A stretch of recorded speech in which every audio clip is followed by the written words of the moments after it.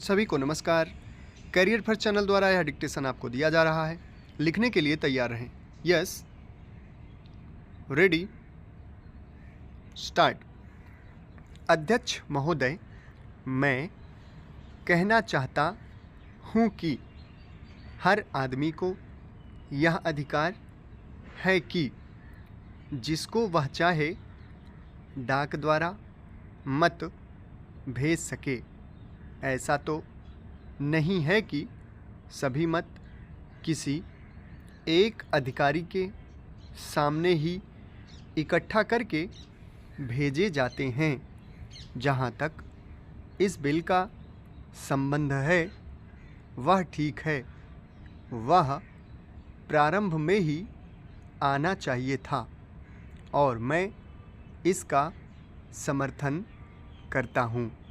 मैं इस सदन के माननीय सदस्यों से भी निवेदन करता हूँ कि इस बिल को पास कर दिया जाए।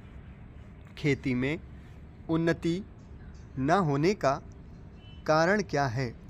उसका एक कारण यह है कि खेती से संबंधित जितने विभाग हैं उनमें आपस में समन्वय नहीं है।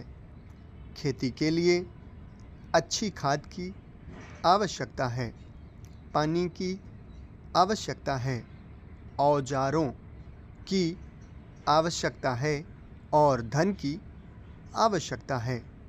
इन सारी चीज़ों के लिए अलग अलग विभाग हैं।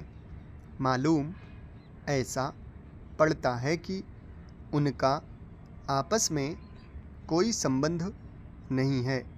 वे आपस में मिलकर कोई योजना नहीं बनाते जिससे खेती की आवश्यकताएं पूरी होती। इसलिए जब तक उनमें आपस में तालमेल नहीं होगा तब तक खेती की उन्नति नहीं हो सकती है। दूसरा कारण यह है कि योजना की बिल्कुल कमी है।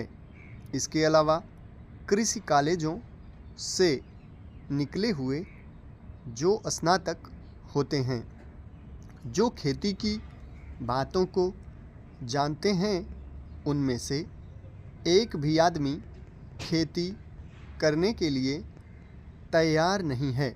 सभी प्रोफेसर बनने के लिए तैयार हैं, खेती के लिए कोई भी तैयार नहीं है। एक बात मैं माननीय मंत्री जी से विशेष रूप से कहना चाहता हूँ। अधिक उपज न होने का एक कारण यह है कि जो खेत में काम करते हैं वे उसके मालिक नहीं हैं। खेत किसी और का है और काम कोई और कर रहा है। इसलिए मेरा कहना यह है कि किसानों में जब तक यह भावना पैदा नहीं होगी कि यह मेरी भूमि है, तब तक अधिक उपज नहीं हो सकती है।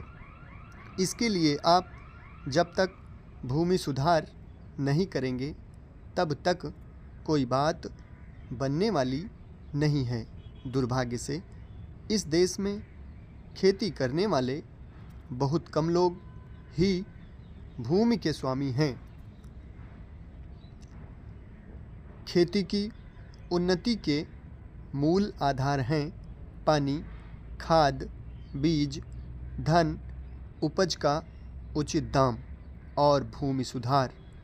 इन सब की ओर कृषि मंत्रालय का ध्यान नहीं है।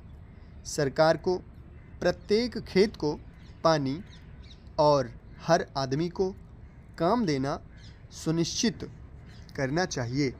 समाप्त। धन्यवाद।